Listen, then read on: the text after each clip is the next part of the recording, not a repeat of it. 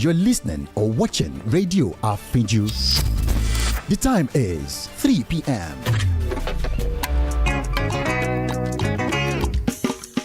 Ẹ bá mi pè o. Àfínjú. Kí lorúkọ rẹ̀? Àfínjú. Rédíò. Àfínjú. Gbogbo èèyàn ló ń gbọ́ Àfínjú. Gbogbo èèyàn ló ń gbọ́ Àfínjú. Lórí WhatsApp. Àfínjú. Instagram. Àfínjú.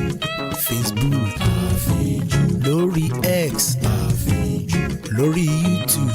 Àfínjú. Lórí TikTok. Àfínjú. Kí lorúkọ rẹ̀? Àfínjú. Ẹ bá mi pè o. Àfínjú.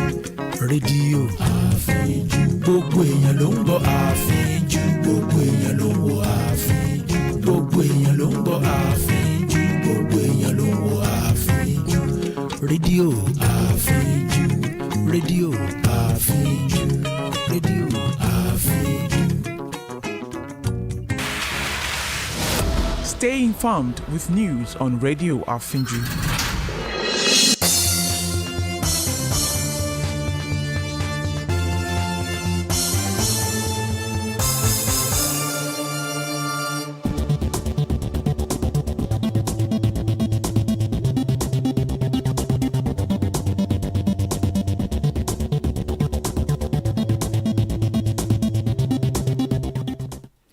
First, a look at the highlights. NEL Fund plans software for students with disabilities. Cuba begins restoring power to capital Havana and outlying provinces. Peru fisherman lost for 95 days in Pacific Ocean returns home.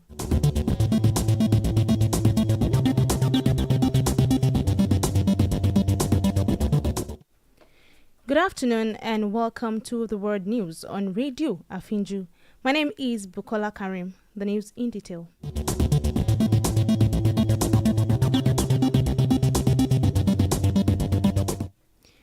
The Nigerian Education Loan Fund, NEL Fund, has said plans are underway to introduce specialized software aimed at ensuring that students with disabilities in higher institutions can fully take advantage of its loan scheme. In a statement today by the fund, the Managing Director and Chief Executive of NEL Fund, Akintunde Sawyer, disclosed that this during a stakeholders' engagement on student loans in Benin City, Edo State. Sawyer emphasized that the act establishing the loan scheme guarantees equal opportunity for all, adding that NEL Fund will collaborate with the National Commission for Persons with Disabilities to ensure more inclusivity. Addressing concerns about loan repayments in the event of a beneficiary's death, it said the law says that if the very person dies, that loan is not transferred to the family or anyone else. The loan is wiped out. Sawyer reiterated the government's commitment to making tertiary education accessible to all Nigerians, stating that President Bola Tinubu came up with the initiative, adding that no Nigerian student anywhere in Nigeria should be deprived of the opportunity to gain tertiary education because of lack of money.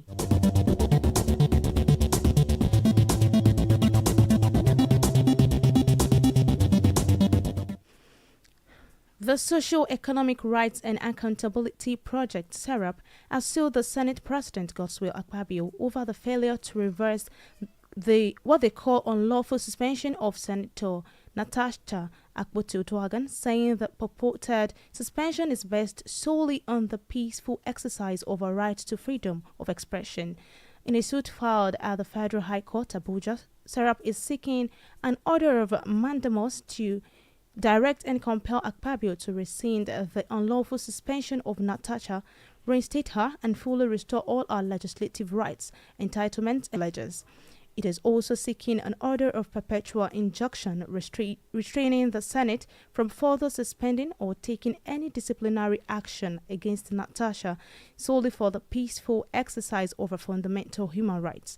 It said that the Senate should be setting an example by upholding the rule of law and promoting and protecting human rights, not stamping them out, adding that all the grounds cited by the Senate for a suspension seems to be a pretext to further restrict fundamental human rights.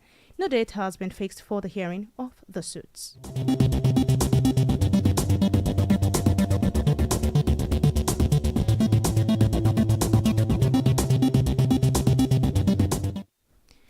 Former Jigawa State Governor and People's Democratic Party chieftain Sule Lamido has dismissed a call by the former Kaduna State Governor Nasir El-Rufai urging opposition leaders to join the Social Democratic Party.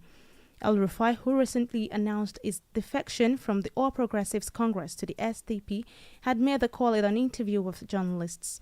While he did not mention Lamido by name, he invited key opposition figures, including Atiku Abubakar, Peter Obi, Rotimi Amechi, and Rauf Aregbesola to join him in the SDP.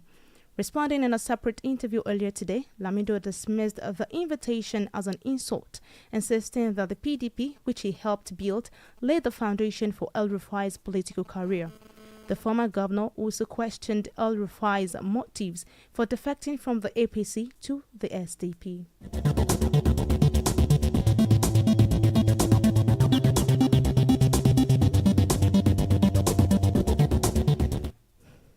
The National Drug Law Enforcement Agency has said its operatives have thwarted desperate bids by some drug trafficking organizations to move illicit consignments such as cocaine, tramadol, loud, molly, and others concealed in prayer beads, packs of board games, and female clothes to the United States of America, Saudi Arabia, Italy, Poland, and the United Arab Emirates through logistics firms and the Lagos airport.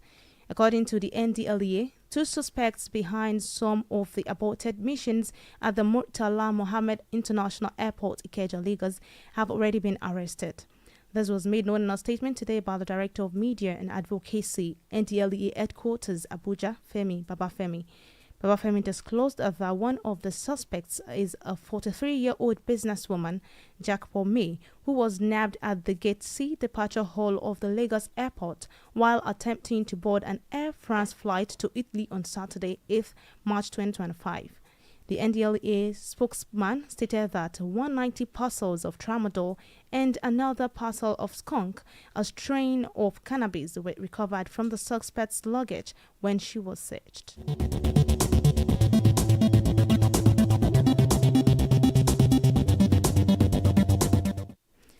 Elsewhere, pockets of Cuba's capital, Havana, saw the lights flicker back on, though vast areas of the city and country continued without electricity this morning after a nationwide grid collapse that knocked out power to 10 million people.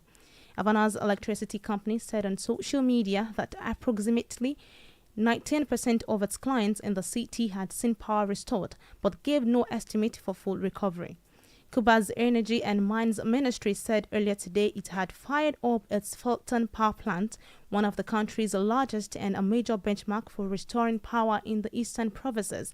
But the country's largest plant, Antonio Guterres in Matanzas, was not yet online. In Havana and elsewhere, the clock was ticking for many residents who worry scarce stores of frozen foods could begin to spoil after around 36 hours without electricity. Cuba's grid collapsed on Friday evening after a transmission line at a substation in Havana shorted, beginning a chain reaction that completely shut down power generations across the island. The Friday collapse marked the 4th nationwide blackout since October 2024.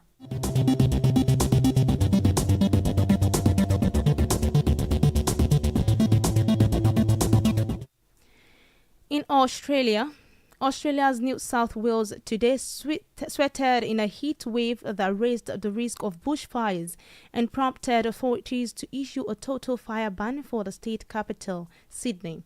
The nation's weather forecaster said temperatures would be up to 12 degrees Celsius above average in some areas of the state, with temperatures in Sydney, Australia's most populous city, set to hit 37 Celsius.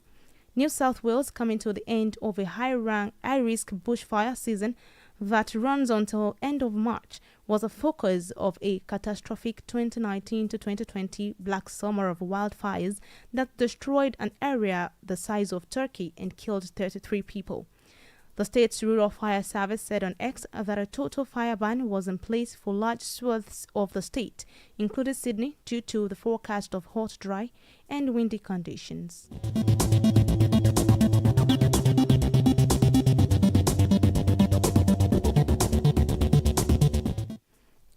In Asia, Chinese President Xi Jinping has declined an invitation to visit Brussels for a summit to mark the 50th anniversary of European Union-China diplomatic ties. Beijing told European Union officials that Premier Li Qiang would meet the president of the European Council and Commission instead of Xi. It was gathered that the Chinese premier usually attends the summit when it is held in Brussels, while the president hosts it in Beijing, but the EU wants Xi to attend to commemorate half a century of relations between Beijing and the bloc. A packed nightclub early today in the North Macedonian town of Kokani, leaving 51 people dead and more than 100 injured after sparks ignited the roof over a live band. The fire caused immediate panic, and friends and loved ones were separated as people fled to the exits. Health Minister Arben Taravari revealed at a press conference that about 148 people were hospitalized in Skopje, Kokani, and surrounding towns.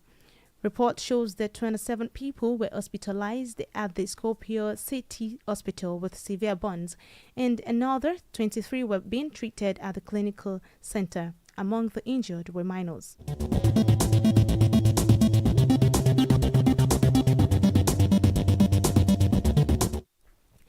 In the Americas, a Peruvian fisherman, Maximo Nipa, who spent 95 days lost in the Pacific Ocean eating roaches, birds, and sea turtles to survive, is returning home to his family. Nipa had set off for a fishing trip from Marconia, a town off the southern Peruvian coast, on December 7th. He packed food for a 2-week trip, but 10 days in, stormy weather threw his boat off course, and he ended up adrift in the Pacific Ocean.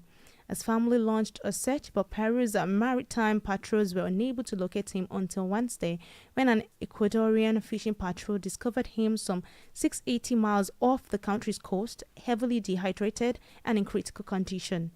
Nepal said he stayed drunk thinking about his family, including his 2-month-old granddaughter, even as he survived on rainwater he collected on the boat and ran out of food, ultimately spending the last 15 days without eating. Nepal was scheduled for more medical checks in Paita before heading south to Lima.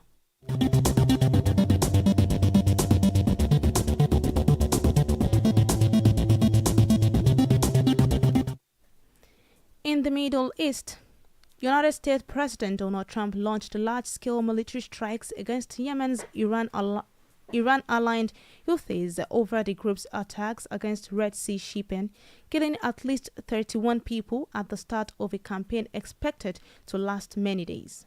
Trump also warned Iran, the Houthis' main backer, that it needed to immediately halt support for the group. He said if Iran threatened the United States, America will hold him fully accountable. The top commander of Iran's Revolutionary Guards, Hossein Salam, reacted today by saying the Houthis are independent and take their own strategic and operational decisions. A Pentagon spokesperson said that Houthis have attacked U.S. warships 174 times and commercial vessels 145 times since 2023. The Houthis said the attacks are in solidarity with Palestinians over Israel's war in Gaza with Hamas militants. The previous U.S. administration of then-President Joe Biden had sought to degrade the Houthis' ability to attack vessels off its coast, but limited the U.S. actions. But U.S. officials, speaking on condition of anonymity, say Trump has authorized a more aggressive approach.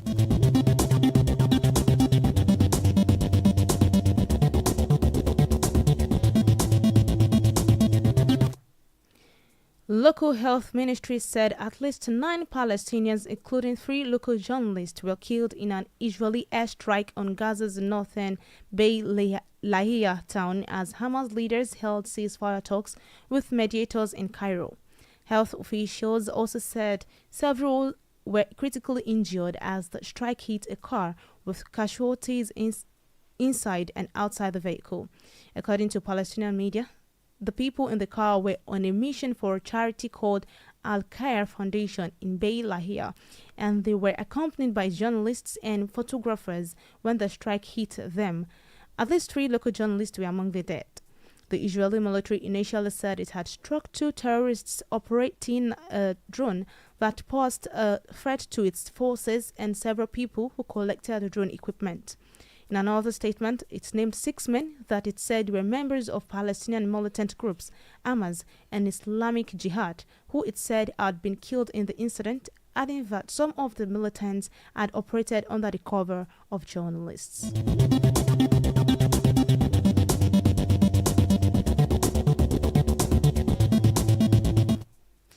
Talking sports, Super Eagles head coach Eric Schell and his backroom staff are scheduled to arrive in Kigali today as preparations begin for the crucial 2026 World Cup qualifying match against Rwanda. The Super Eagles will face the Amavubi in a must-win clash this week. On Tuesday, the France-born coach trimmed the initial 39-man squad to 23, with the invited players expected to start arriving in the evening. Preparations will officially kick off on Monday when most of the squad is expected to be in camp, with the match against Rwanda set for Friday, March 21st at Amahoro Stadium in Kigali before taking on Zimbabwe's Warriors at the Godswill Akpabio Stadium in Uyo 4 days later. The Super Eagles currently sit 5th in Group C with just 3 points from 4 matches, making consecutive victories essential to boost their chances of reaching the tournament co-hosted by the United States, Mexico, and Canada.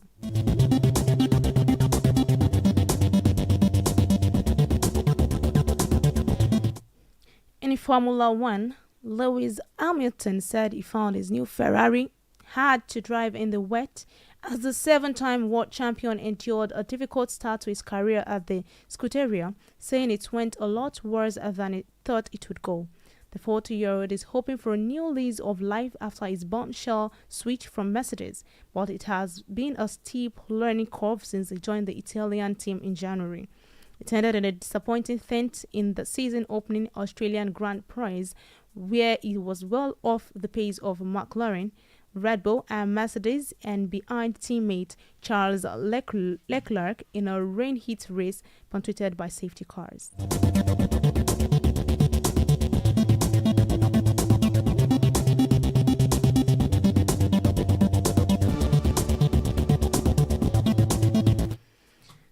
Before we go, here again are the highlights. The Nigerian Education Loan Fund, NIL Fund, has said plans are underway to introduce specialized software aimed at ensuring that students with disabilities in higher institutions can fully take advantage of its loan scheme.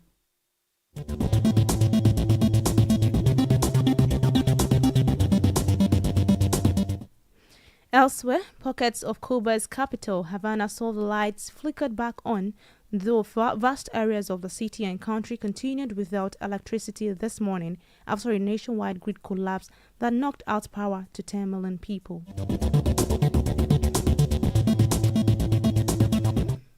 In the Americas, a Peruvian fisherman, Maximo Nepa, who spent 95 days lost in the Pacific Ocean eating roaches, birds, and sea turtles to survive, as returning home to his family.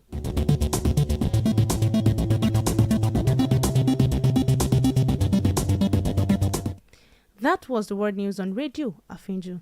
To view our channel, please follow us on Facebook, X, and YouTube at Radio Afinju. My name is Bukola Kareem. Thanks for listening. Good afternoon.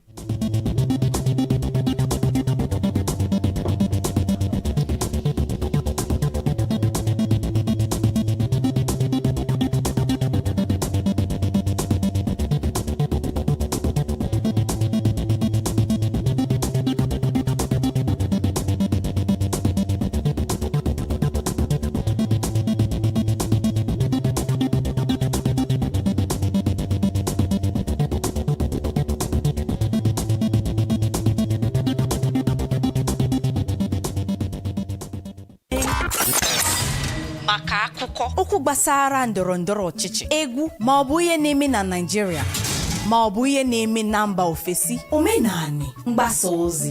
Ihe ndị a niile dị na Radio Afinju. N'eziokwu, Radio Afinju bụ nke izizi na radio stations na Osun State.